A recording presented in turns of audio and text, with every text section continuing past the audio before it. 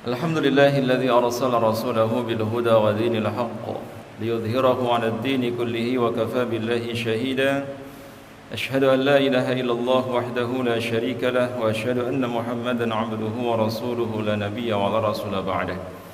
Allahumma salli 'ala nabiyyina wa maulana Muhammadin wa 'ala alihi wa ashabihi wa man tabi'ahum bi ihsanin ila yaumiddin. Subhanaka la ilma lana illa ma 'allamtana innaka antal alimul hakim. Kita awali terlebih dahulu kajian menjelang berbuka puasa sore hari ini dengan membaca tasmiyah bersama. Bismillahirrahmanirrahim. Seperti biasa sebelum berbuka puasa kita akan mengkaji kitab Tadhkiratus Sami' wal Mutakallim karya Ibnu Jam'ah rahimahullah. Seluruh santri yang di Sleman, Maguwo, Gunung Kidul bisa ikut menyimak sampai halaman 103. Bismillahirrahmanirrahim. Al-khamisu, bagian yang kelima dari adab atau etika yang harus dimiliki oleh seorang alim adalah ayyatanazzaha, hendaknya dia membersihkan, tanazzah, hendaknya dia membersihkan dirinya andani'il makasibi, dari makasib itu artinya pekerjaan, aktivitas atau pekerjaan yang dani, rendah. Jangan sampai hafiz Quran, penghafal Quran kok bekerja walaupun halal. Dan sebetulnya bekerja apapun itu boleh selama pekerjaan itu halal. Tapi seyukianya harus sesuai dengan profesi antum. Kalau antum dianugerahi oleh Allah Al-Quran, itu sesuatu yang luar biasa. Untuk bisa hafal Quran, jangankan 30 juz, 1 juz saja beratnya bukan main. Betul enggak? Jangankan 1 juz, 1 halaman aja butuh perjuangan. Ada yang sehari, ada yang 2 hari, ada yang 3 hari. Maka jangan sampai nanti ketika kalian sudah hafal Quran, terus menggadaikan hafalan Quran itu hanya sekedar untuk cari makan. Itu ibarat kita membuang emas hanya untuk mencari lumpur atau hanya batu kerikil. Jangan. Maka Ibnu Jam'ah mengatakan hendaknya seorang alim itu menjauhi atau meninggalkan pekerjaan-pekerjaan yang tidak ada hubungannya dengan tradisi ilmiah. Ya, kalau terpaksa betul karena memang nggak ada pekerjaan lain, sementara istrinya, anaknya butuh makan, ya bismillahirrahmanirrahim ta'ala. Tapi jangan sampai ilmunya digadaikan. Waradhiliha tab'an, termasuk juga pekerjaan atau aktivitas yang hina secara tabiat, secara tradisi. Di kampung, di tempat tinggal kita itu kan tahu apa sih perbuatan-perbuatan yang rendah, yang hina. Misalnya seperti jagongan yang tidak jelas, dugem, termasuk juga ini santri penghafal Quran kok berteman dengan anak-anak alay, itu nggak masuk akal. Seharusnya santri penghafal Quran atau seorang alim itu memiliki muru'ah, memiliki kehormatan, harga dirinya dijaga. Kalau yang lain genjerang-genjerang gitaran, ya paling tidak penghafal Quran itu sibuk murojaah hafalannya, kan gitu. Nggak asyik dengan mereka yang tidak jelas. Kalau itu ada perbuatan-perbuatan yang memang oleh masyarakat sekitar dianggap rendah, tidak baik, ya harus kita tinggalkan, harus dijauhi. Wa an makruhiha, dan juga pekerjaan atau aktivitas yang dimakruhkan atau yang tidak disukai. Kalau yang rendah, yang jelek, jelas tinggalkan. Tapi ini pekerjaan yang tidak disukai. Adatan, baik secara tradisi, secara adat, wa syar'an, dan secara syariat. Kal hijamati, contohnya seperti menjadi tukang bekam. Tukang bekam. Maka saya termasuk yang tidak setuju santri kok belajar bekam, penghafal Quran belajar bekam. Itu urusannya tabib. Memang profesinya sebagai hijamah. Kalau belajar tibun nabawi tidak apa-apa. Ini santri penghafal Quran bekam orang yang tidak ngaji. Tapi kalau diniatkanlah nggak ada pekerjaan yang lain kecuali hanya itu, ya bismillah, Allah Maha tahu. Tapi hendaknya dijauhi, cari pekerjaan lain, pekerjaan yang masih ada hubungannya dengan profesi antum sebagai seorang alim atau sebagai hafiz Quran. Jangan sampai karena mungkin kita membekam sehingga nilai-nilai Qur'annya itu tidak terlihat, tidak dianggap. Yang seharusnya seseorang yang dianugerahi oleh Allah berupa ilmu, berupa Al-Quran apalagi, itu dimuliakan, dihormati. Tapi karena antum melakukan perbuatan-perbuatan yang oleh sebagian orang dipandang rendah, maka sama halnya dengan antum menggadaikan ilmunya, sehingga ilmu yang Allah titipkan kepada diri kalian itu tidak dianggap. Na'udzubillahi min dzalik. Selain bekam apa? Waddibaghati, termasuk menyamak.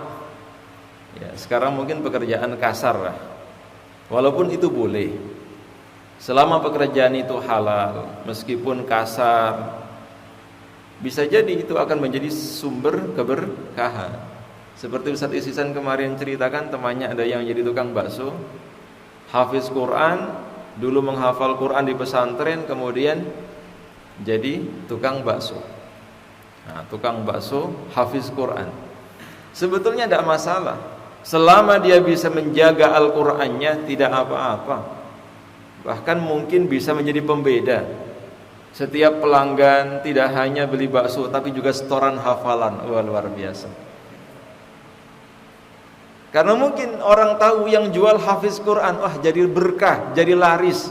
Boleh seperti itu.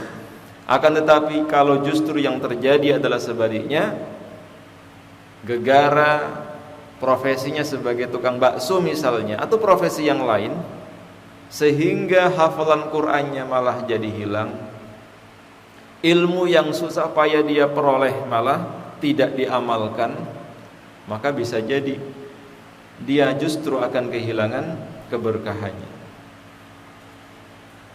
Maka minta sama Allah, mudah-mudahan setelah kalian berusaha menghafal kalamullah, menghafal Quran, nanti Allah akan pilihkan pekerjaan yang tidak bertentangan dengan apa yang kita lakukan, apa yang kita inginkan. Ya, pekerjaan yang enteng tapi gajinya besar gitu loh. Pekerjaan yang ringan, yang gampang tapi penghasilannya besar, rizkinya dari mana-mana. Tapi kita juga apresiasi pekerja keras yang bersusah payah untuk mencari rizki, menjemput rizki, selama itu halal, insya Allah Allah ridha. Bahkan Rasulullah pernah mencium tangan seorang pekerja keras. Ada seorang sahabat yang tangannya dicium oleh Rasulullah SAW.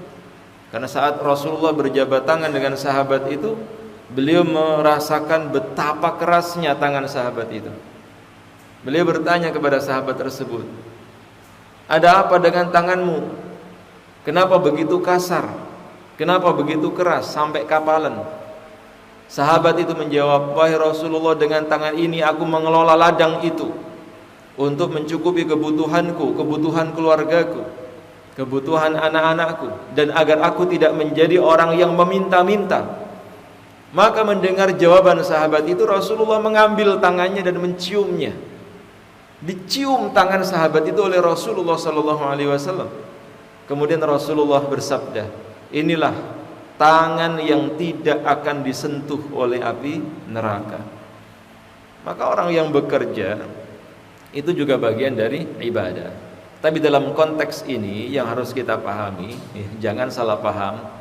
Kalau kalian dianugerahi oleh Allah ilmu, dianugerahi Al-Quran, maka cari pekerjaan yang ada korelasinya dengan Quran, ada korelasinya dengan ilmu. Kecuali kalau memang niatnya saya tak jualan cilok, boleh sambil berdakwah. Wah, setiap anak-anak yang beli cilok diceramahi, aqimis shalah, wah, gak nyambung. Tapi bagus itu. Profesi apapun yang penting halal. Tapi ingat, ini yang sering dinasihatkan para asatid kepada seluruh santri. Karena kalian diberi amanah oleh Allah berupa Al-Quran, apapun pekerjaan kalian nanti, jangan sekali-kali meninggalkan Al-Quran. Jangan sekali-kali melupakan Al-Quran. Mau jadi bakul cilok, mau jualan bakso, mau buka warung, tidak apa-apa, itu halal, bagus. Yang penting tidak korupsi, tidak mencuri, tidak menipu, itu bagus. Tapi jangan lupakan Al-Quran. Jangan lupakan Al-Quran. Tapi biasanya yang terjadi malah sebaliknya. Banyak yang kehilangan Al-Quran setelah terlalaikan dengan kesibukan-kesibukan duniawi. Na'udzubillahi min dzalik. Was-sarfi termasuk juga menjadi pegawai money changer, sarf. Was-siyaghati, pegawai tambang. Nah, ini Ibnu Jamaah yang mengatakan, pekerjaan-pekerjaan ini adalah pekerjaan-pekerjaan yang tidak ada hubungannya dengan orang alim. Yang seandainya seorang alim itu bekerja di tempat itu, maka akan menjauhkan ilmunya dari amaliyahnya. Nggak ada hubungannya. Ya, kalau misalnya antum jadi pegawai tambang, nambang di tengah hutan, di tengah laut lepas, itu kapan murojaahnya? Betul nggak? Kapan kita mengulang-ulang hafalannya? Kapan kita mengajarkannya? Kapan kita mendakwahkannya? Pasti terbatas. Pilihannya dua. Kalau nggak hafalannya hilang, ya hilang. Susah untuk bisa mengulang kembali. Wa kadzalika, dan demikian pula hendaknya seorang alim itu yatajannabu mawadhi'at tuhami. Kalau nanti antum ditakdirkan oleh Allah sebagai orang alim, maka jauhi, kalau bisa tinggalkan tempat-tempat yang menjadi sebab tuduhan-tuduhan, fitnah-fitnah itu diarahkan kepada antum. Misalnya, satu contoh, walaupun itu boleh, kalau tidak ada ilmunya jangan terjun di dunia politik misalnya. Nggak pernah belajar ilmu politik, tidak paham politik, tidak mengenal politik, asal ikut terjun di situ, ya udah. Betapa banyak kan ustadz, ulama, kiai yang sampai terbelah menjadi dua kubu kan? Ada kubu binatang A, ada kubu binatang B, semuanya menyebut nama binatang. Ada yang binatang di air, ada yang binatang di darat. Sampai segitunya. Hanya gara-gara beda pilihan, kemudian ulama kiainya menjadi sasaran tuduhan. Maka kalau bisa antum nanti cari selamat, nggak usah ikut-ikutan seperti itu. Cari selamat, cari aman. Tapi kalau memang mau mengambil resikonya, ya bismillah. Kalau bisa cari selamat. Untuk apa? Menyelamatkan ilmu. Jangan sampai ilmu menjadi sasaran tuduhan. Wa in ba'udat, meskipun posisi kita jauh. Wa la yaf'alu syai'an, dan janganlah mengerjakan sesuatu yatadammanu, yang dapat menghimpun naqsa muru'atin, berkurangnya harga diri, berkurangnya muru'ah, hilang kewibawaan seorang alim. Karena seorang alim yang dimaksud di sini tidak bisa menjaga ilmunya, dia larut dalam kubangan kemaksiatan duniawiyahnya.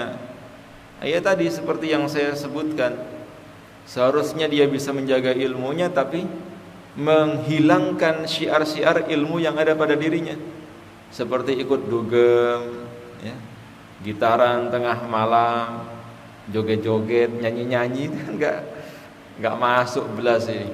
Masa seorang alim dengan ilmu yang seharusnya Allah dia memuliakan dirinya, tapi dia melakukan sesuatu yang justru menjauhkan ilmu itu dari dirinya. Syukran. Au ma yustankaru zahiran, atau melakukan sesuatu yang diingkari secara zahir, yang dibenci atau yang tidak disukai oleh masyarakat setempat. Wa in kana jaizan batinan, meskipun itu dibenarkan atau diperbolehkan secara batin. Fa innahu yu'arradu nafsahu, karena sesungguhnya ketika dia melakukan perbuatan itu secara tidak langsung yu'arradu nafsahu, dia menghadapkan dirinya lituhmatin, kepada sasaran bulian, sasaran celaan, sasaran hinaan. Seperti yang tadi saya sebutkan. Ada seseorang yang Allah anugerahkan ilmu kepadanya, kemudian dia melakukan perbuatan-perbuatan yang menjadi sasaran bulian, sasaran cacian, sasaran fitnah, sehingga ilmunya seolah-olah tergadaikan. Wa irduhu dan harga dirinya, wa irdahu dan harga dirinya lil waqiyah, menjadi sasaran celaan. Wa yuqa'un nasa, dan bisa menyebabkan jatuhnya manusia fil zununi, pada prasangka-prasangka. Zunun jamaknya dari zon, sehingga orang menduga-duga, buruk sangka kepadanya. Al makruhati, yang tidak disukai. Al makruhati, yang tidak disukai. Wa ta'simil waqi'iyah, dan menyebabkan manusia melakukan perbuatan dosa disebabkan karena mencela. Banyak kan ustadz, ulama, kiai menjadi sasaran fitnah, sasaran celaan, sasaran bulian, bahkan dibuat meme-meme yang menghilangkan harga dirinya. Ya Allah, ini ulama, kiai, habaib, tapi kemudian dibuat meme-meme yang menghinakan. Maka kita berusaha untuk menghindari perbuatan-perbuatan yang menyebabkan terjadinya seperti itu. Fa in ittafaqa wuqu'u syai'in, akan tetapi apabila perbuatan yang dia lakukan itu memang ittafaqa, ya, mencocoki atau sesuai dengan yang terjadi saat itu, lihajatin, karena hajat, ada unsur-unsur yang memang dibutuhkan, au nahwiha, atau yang semisal dengannya, ada tujuan-tujuan atau ada rencana-rencana jangka panjang demi kemaslahatan umat, sehingga kemudian dia terjun ke dunia itu.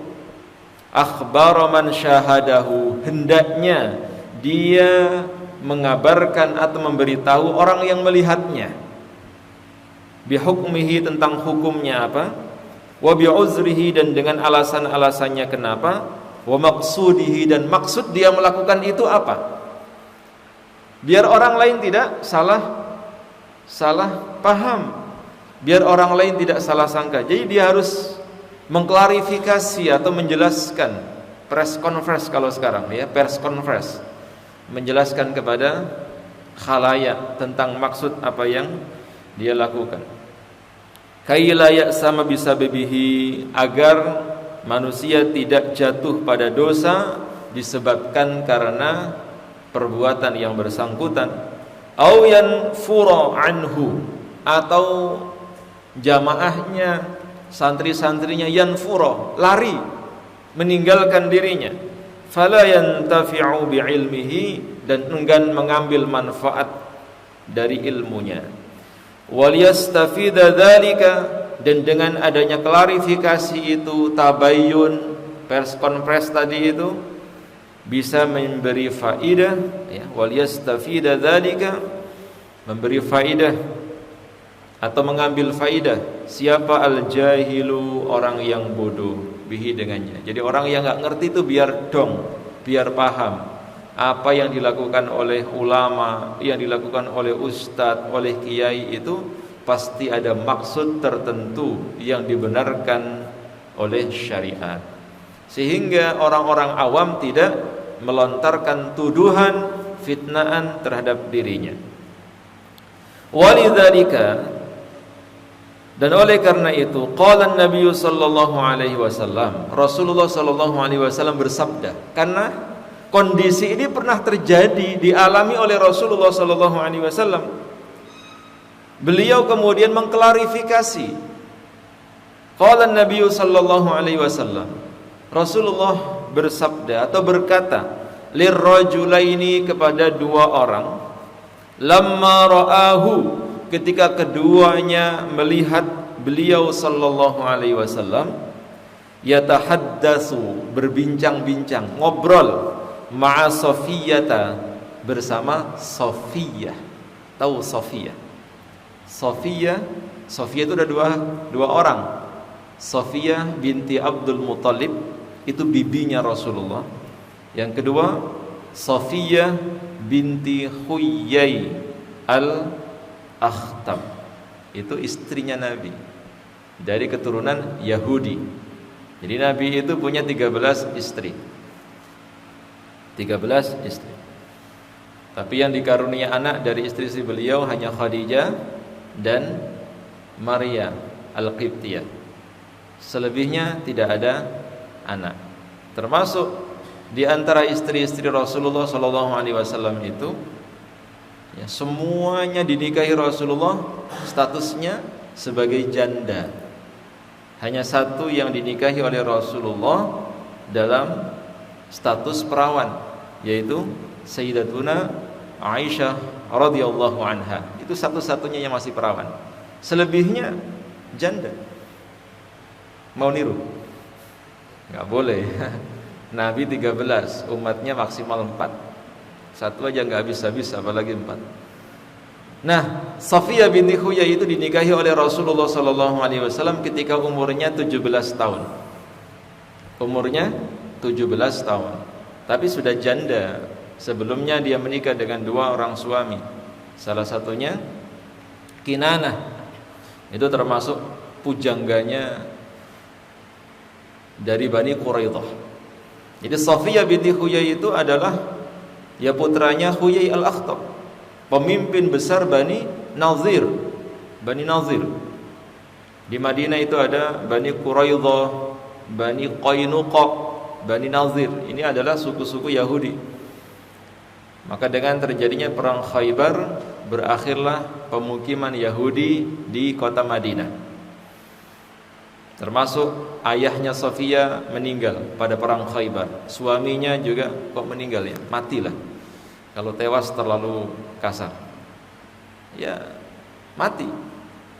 Hingga saat itu Safiyah binti Huyai menjadi tawanan Rasulullah. Singkat cerita, dinikahi oleh Rasulullah SAW. Nah, para sahabat saat itu suudzon, salah paham, dikira kalau mungkin sekarang Ustadz kok ngobrol sama cewek misalnya, atau sama perempuan. Itu kalau orang melihat kan nggak tahu apakah perempuan yang diajak bicara itu saudarinya, atau bahkan mungkin istrinya, atau anak perempuannya. Maka syaitan itu sangat jeli menunggu peluang untuk menyesatkan manusia. Maka Rasulullah sampai mengklarifikasi, lamma ra'ahu yatahaddatsu ma'a Safiyah fawalliya. Jadi 2 orang ini begitu melihat Rasulullah kok ngobrol sama perempuan asing, siapa itu? Jangan-jangan Rasulullah khalwat misalnya, kalau sekarang pacaran mungkin. Lalu keduanya segera pergi meninggalkan Rasulullah. Melihat keduanya pergi meninggalkan Rasulullah, beliau kemudian memanggil mereka, ala rislikuma, stop, berhenti, tetap di tempat. Beliau memanggil mereka berdua mendekat. Lalu Rasulullah SAW menjelaskan, innaha Safiyah, sesungguhnya wanita ini adalah Safiyah, istriku, biar tidak jadi fitnah maksudnya. Thumma qala, kemudian Rasulullah bersabda, ini hadis penting, inna syaitana, sesungguhnya syaitan, yajri, syaitan itu berjalan, mengalir, minabni adama, di dalam tubuhnya anak Adam, majrad dami, mengikuti majrad dam, peredaran darah. Syaitan itu bisa menguasai tubuh kita, dia masuk ke dalam tubuh seseorang melewati peredaran darahnya. Wa inni, dan sesungguhnya aku, kata Nabi, khasyitu, aku takut, aku khawatir, ayyaqdhifa fi qulubikum syai'an, kalau sekiranya syaitan itu memasukkan atau menjatuhkan atau menimpakan pada diri kalian sesuatu, ya, pada hati kalian sesuatu, termasuk tadi fitnah, tuduhan, celaan, atau mungkin juga hoax, provokasi, fatahlika, maka kalian akan binasa karena menyebar hoax atau menyebarkan fitnah terhadap orang yang tidak melakukan sesuatu yang diduga. Maka hati-hati, jangan sampai nanti antum jadi sasaran fitnah. Tapi biasanya begitu, sunnatullah. Ulama, bahkan sebelumnya para nabi, ulama, aulia, itu kadang diuji oleh Allah menjadi sasaran fitnah. Seberapa kuat kita, seberapa sabar kita, seberapa istiqomah kita.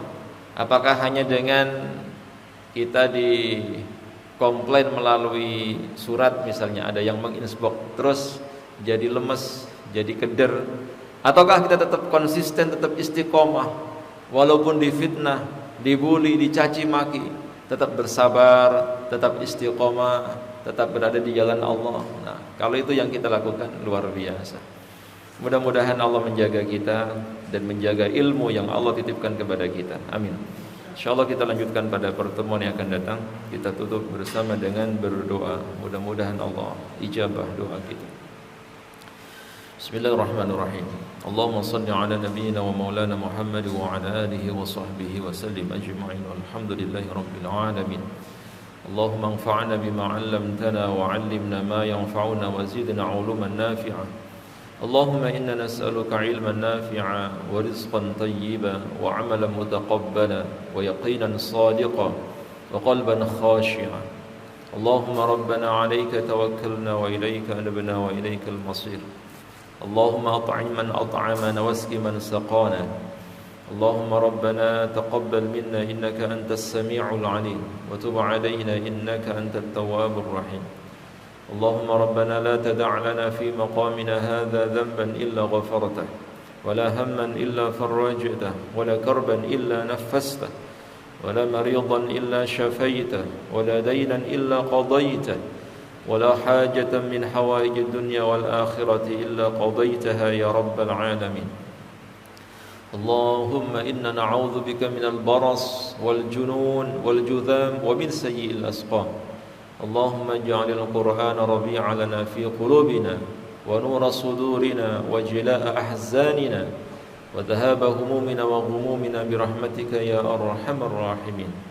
اللهم ربنا عليك توكلنا وإليك أنبنا وإليك المصير. ربنا آتنا في الدنيا حسنة وفي الآخرة حسنة وقنا عذاب النار. بفضل سبحان ربك رب العزة عما يصفون وسلام على المرسلين والحمد لله رب العالمين. Kita akhiri bersama dengan doa kafaratul majlis. Subhanakallahumma wa bihamdik asyhadu an la ilaha illa anta astaghfiruka wa atubu ilaik. Billahi taufiq wal hidayah. Assalamualaikum warahmatullahi wabarakatuh.